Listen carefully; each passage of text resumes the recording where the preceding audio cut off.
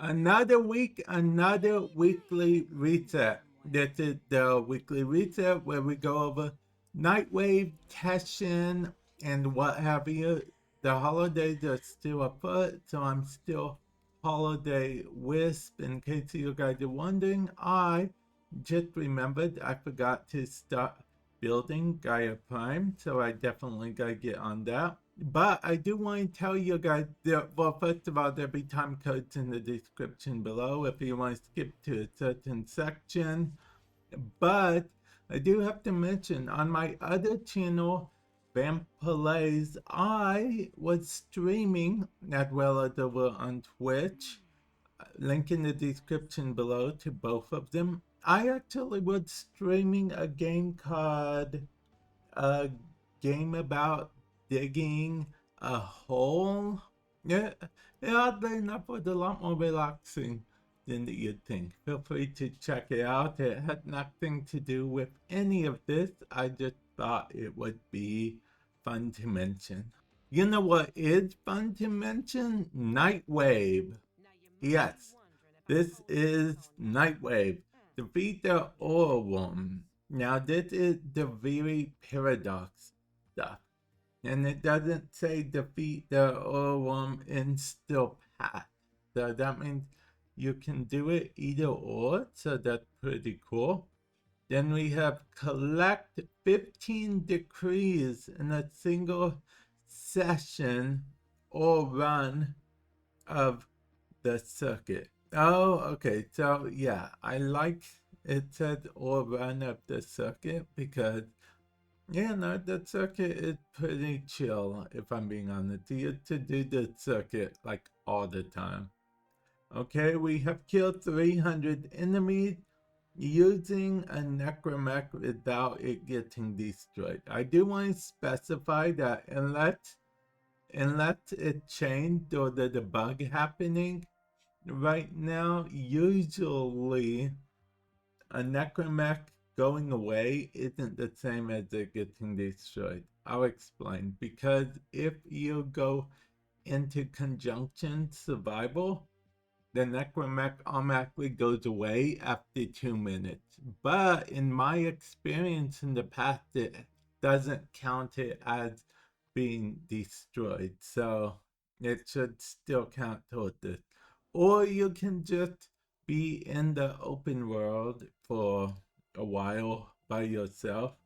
That also will work because any of the open worlds let you spawn necromechs. So yeah. And then we have complete 5 different steel path missions. Then the usual kill 30 XMS, complete 15 missions, and kill 500 enemies. I think I talked about this on stream sometime last week, but I actually almost didn't kill 30 XMS because I thought I had done it earlier on in the week, but I was like 2 short or 3 short or 5 short or something short like that. I wasn't able to not be not short, whatever that means. And then, of course, we have these. I am hovering over so you guys can see. Whoop, that was a bit too fast.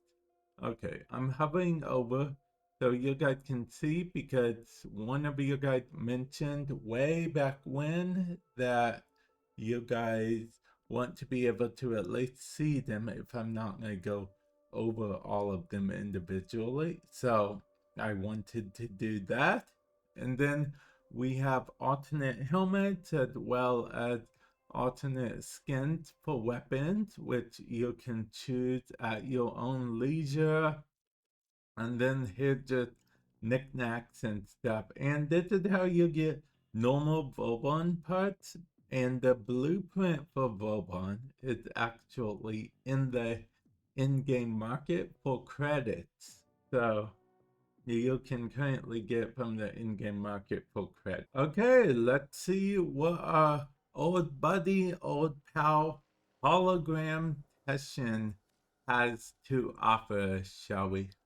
a bundle of 3 former for 75 steel essence.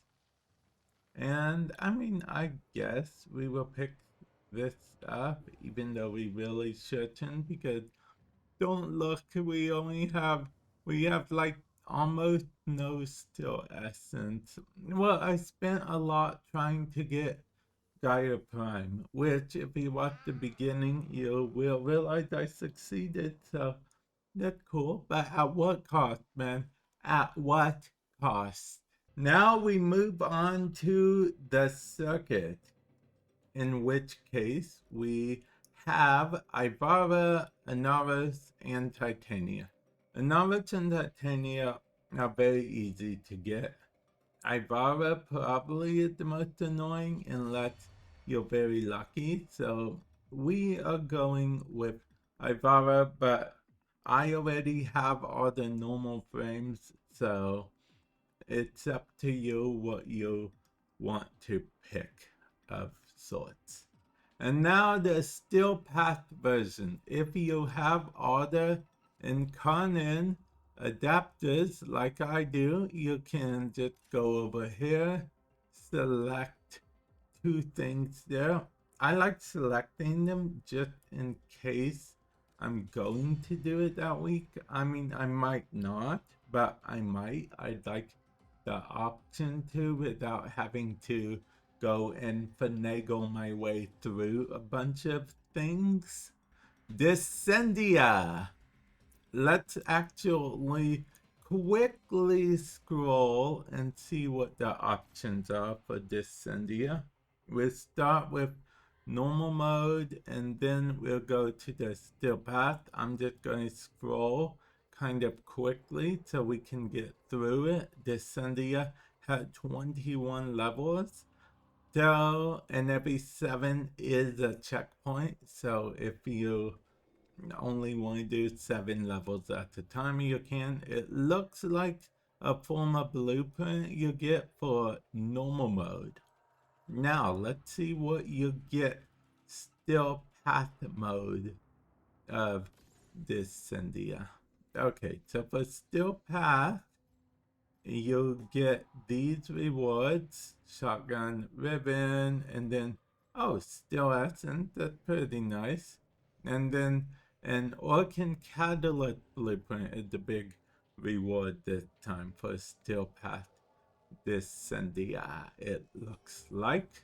The Archon Hunt. This is the Archon for the week. He's going to be dropping the Crimson Archon Shard. This is the percentage that it will be a Talford variant, maybe a little bit different for you. But if you complete all 3 parts of the Archon Hunt, you are guaranteed at least an Archon Shard. The Talford version is just kind of a bonus one. So, or rather not a bonus one, but an upgraded one, rather.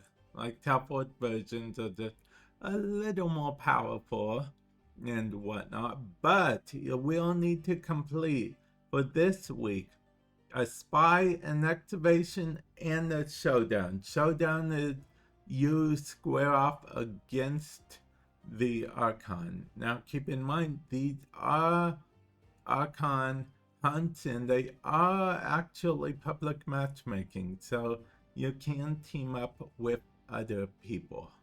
But if Archon hunts don't tickle your fancy, you can always just come over to the Sanctum on Deimos, go over to Bird 3, go over to Shiny Treasures, and behold an Archon shard. Now, this rotates it's random every week, I guess, would be more accurate. It does cause you to be at least max standing and 30,000 standing in order to get one, and you can actually get both this one and the Archon Hunt one if you rather. It's not like an either or thing. But wait, there's more. If you go over here to Necroloid you can do deep Archimedea. These are individual parameters, as in they're random for each person. These you can choose to turn them on or off. This is public matchmaking, but you turning these on or off will not affect the other people in your squad. So you don't have to worry about that at all. But you may want to do Archimedea, but don't worry, do Deep Archimedea. Well, there is a thing for that. And that thing is a whole other universe where it's 1999 all day, every day. You want to go there and then go to Kaya, and then Kaya will introduce you to Temporal Archimedea, which had the same type of setup, individual parameters, and you can put these on if you so wish. Higher risk, higher reward type thing. And these are Warframe 1999 specific missions. So yeah, hopefully this had helped you in some way, shape, or form. And I'll catch you guys in the future. Later.